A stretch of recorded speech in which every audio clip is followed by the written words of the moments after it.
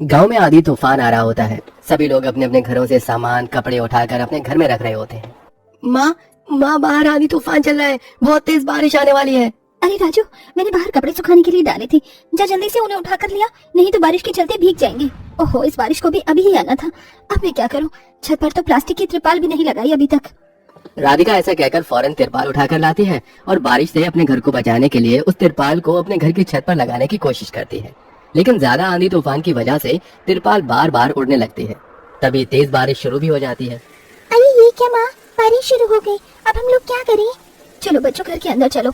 अब हम लोग ये तिरपाल घर की छत पर नहीं लगा पाएंगे, इससे अच्छा है कि बारिश से बचकर घर के अंदर ही रहें। राधिका अपनी बेटी और बेटे के साथ घर के अंदर आ जाती है, जहाँ एक खाट पर उसकी सास लेटी हुई है। अरे बहू, बाहर बारिश हो रही है, अब कुछ ही देर में छत से पानी टपकने लगेगा। कितने दिन से कह रही थी अर्जुन से कि बेटा छत पर तिरपाल लगा दे, लेकिन वो मेरी बात सुनता ही नहीं है। कोई बात नहीं माँ जी, जब वो ड्यूटी से आ जाएंगे तो इस काम को कर देंगे, तब तक बारिश भी कम हो जाएगी। राधिका इतना कह ही रही थी कि उनके घर के अंदर से पानी टपकने लगता है। पानी को टपकता हुआ देख राधिका और उसके दोनों बच्चे फौरन घर के बर्तन उठाते हैं और टपक रही जगह पर लगा देते हैं। हे भगवान, घर के अंदर पानी टपकने लगा, अब थोड़ी ही देर में घर के अंदर पानी भी भर जाएगा। सही कहा माँ आपने, अगर हमारा घर पक्का होता तो ऐसा ना होता। आप हमारे घर को पक्का क्यों नहीं बनवा देती हो? अरे बेटी, घर पर पैसा लगाना तो बहुत दूर की बात है, अभी घर में 2 वक्त का खाना मिल जाए वो ही बहुत बड़ी बात है। राधिका ऐसा कहकर आरती को पढ़ाई करने के लिए भेज देती है। आज अगर पैसे होते तो इतनी परेशानियों का सामना न करना पड़ता और मैं अपने इस टूटे फूटे घर को या तो मरम्मत करवा लेती या फिर इसकी छत ही डलवा देती। पैसा न होने की वजह से राधिका अपने घर को पक्का नहीं करवा पाती। देखते ही देखते अब उनके घर में चारों तरफ पानी ही पानी भर जाता है और इधर अमीर घर के बच्चे और माता पिता सभी बारिश में नहा रहे होते हैं। अरे निर्मला, आज भी तुम बिल्कुल वैसी दिखाई देती हो जैसी शादी के समय दिखाई देती थी। पहली बार जब मैंने तुम्हें देखा था तब भी तुम भीगी हुई साड़ी में थी और बहुत जोरों से बारिश हो रही थी। हाँ सही कहा तुमने, मुझे भी बहुत अच्छे से याद है वो दिन। इतनी तेज बारिश हो रही थी और तुमने मुझे मेरे घर पर छोड़ा था, बस तभी से मैं तुम्हारी फैन हो गई थी। क्या बात है माँ जी, बाबूजी, आपकी बारिश तो कुछ कमाल की ही थी। हमारी बारिश इसके आगे कुछ भी नहीं है। माँ मुझे बॉल देना, मुझे बॉल से खेलना है।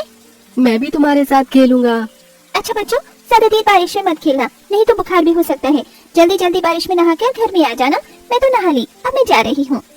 तभी विवेक मालिनी को रोक लेता है और उससे कहता है, अरे मालिनी, अभी कहाँ जा रही हो? अभी तो बारिश में भीगने का मजा आ ही रहा था। चलो अभी थोड़ी देर में बारिश में भीगेंगे। विवेक ऐसा कहकर मालिनी के साथ और अपने दोनों बच्चों के साथ बारिश में भीगता रहता है। इधर वो अमीर परिवार बारिश का आनंद उठा रहा था, तो गरीब परिवार के घर में पानी इतना भर गया था कि उन्हें बर्तन लेकर पूरे परिवार को एक साथ पानी घर से बाहर निकालना पड़ रहा था। कोई बात नहीं, सब कुछ ठीक हो जाएगा। कब क्या ठीक होगा? जब जब बारिश आती है हमारी यही आफत हो जाती है। जब पैसे आएंगे तो हम इस मकान को पक्का कर देंगे। राधिका ऐसा कहकर सभी का हौसला बढ़ा रही होती है। पूरा परिवार बहुत ज्यादा परेशान था। जब जब बारिश होती है तो गरीब लोगों के साथ ऐसा ही होता है। किसी गरीब की पक्की छत नहीं होती तो किसी के घर में सीधा पानी भर जाता है। शाम के वक्त जब अमीर बच्चे राजू और आरती को घर से पानी निकालते हुए देखते हैं तो उनके ऊपर हंसने लगते हैं। अरे ये क्या, तुम्हारे घर में तो पानी भर गया है। पता है हमारे घर में चाहे जितनी भी बारिश हो जाए कभी भी पानी नहीं भरता। हम पानी कब तक निकालते रहोगे? चलो खेलने चलते हैं। हम नहीं खेलेंगे, हमें ये सारा पानी बाहर निकालना होगा, नहीं तो रात को सोने के लिए जगह नहीं बन पाएगी। हाँ राजू ने बिल्कुल सही कहा, तुम दोनों जाकर खेल लो। इधर सोनू और श्रेया बारिश में पानी से खेल रहे होते हैं तो इधर आरती और राजू अपने घर से पानी निकालते हैं, लेकिन बारिश रुकती ही नहीं। वो बहुत ज्यादा थक जाते हैं, जिसके चलते थोड़ी देर बैठ जाते हैं। अब तुम दोनों थोड़ी देर आराम से बैठ जाओ। मैं तुम्हारी मदद करता हूँ, हम दोनों निकाल देंगे सारा पानी। राधिका और अर्जुन दोनों पति पत्नी मिलकर अपने घर से पानी निकालते हैं। जैसे जैसे बारिश खत्म होती है वो पानी निकालकर अपने घर को सुखा लेते हैं। हमें सरकार से बात करनी चाहिए, अगर हमें लोन मिल जाए तो हम अपने मकान को पक्का कर लेते हैं। सरकार ऐसे लोन नहीं देती, लोन मिलना बहुत मुश्किल है, और फिर अगर हमने लोन ले भी लिया तो उसे चुकाएंगे कैसे? आपने बिल्कुल सही कहा। पूरा परिवार इसी बारे में सोचता हुआ रात बिता देता है और यहाँ अमीर परिवार बारिश में नहाने के बाद ठंडी ठंडी आइसक्रीम खाते हैं और बाहर से खाना ऑर्डर करते हैं। आज खाना बाहर से ही खाएंगे, मैं आज खाना नहीं बनाना चाहती, मैं थक गई हूँ। मालिनी के कहने पर विवेक सभी के लिए बाहर से खाना ऑर्डर कर देता है। अमीर परिवार बाहर से खाना मंगवा कर खाते हैं और कुछ ऐसे ही छोड़ देते हैं जो उनसे खाया नहीं जाता। तो यहाँ गरीब परिवार के घर का चूल्हा गीला होने की वजह से खराब हो जाता है और उनके घर पर चूल्हा जल ही नहीं पाता। अब मैं क्या करूँ, चूल्हा भी नहीं जल रहा, एक के बाद एक परेशानी आती ही रहती है।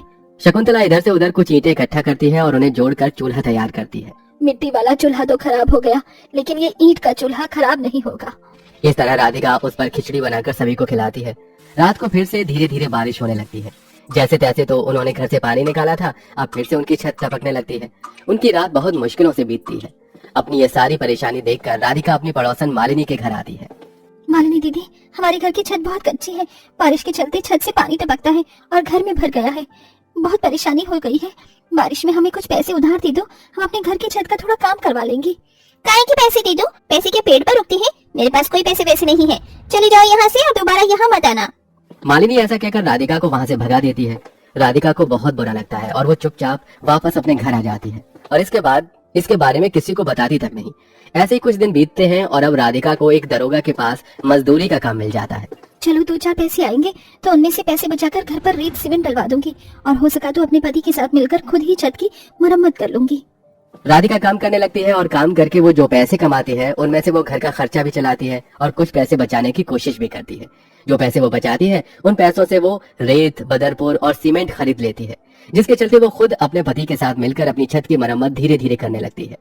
ऐसे ही धीरे धीरे उनकी घर की मरम्मत हो जाती है और अब उनके घर में पानी टपकना बंद हो जाता है। लेकिन इधर अमीर घर पर छापा पड़ जाता है। जिस जमीन पर उनका घर था वो गैर कानूनी जमीन थी। देखो, अब तुम्हें यहाँ से ये घर खाली करना होगा। ये घर सरकार की जमीन पर बना हुआ है, इस पर तुम्हारा अब रहने का कोई अधिकार नहीं है। ये कैसे हो सकता है? सालों से हम यहाँ रह रहे हैं, ऐसा पहले कभी नहीं हुआ। तुम बहुत सालों से यहाँ बिना टैक्स दिए रह रहे हो, तो सरकार तुमसे और पैसे वसूल लेगी। इससे अच्छा है कि तुम इस जगह को ही खाली करके चले जाओ।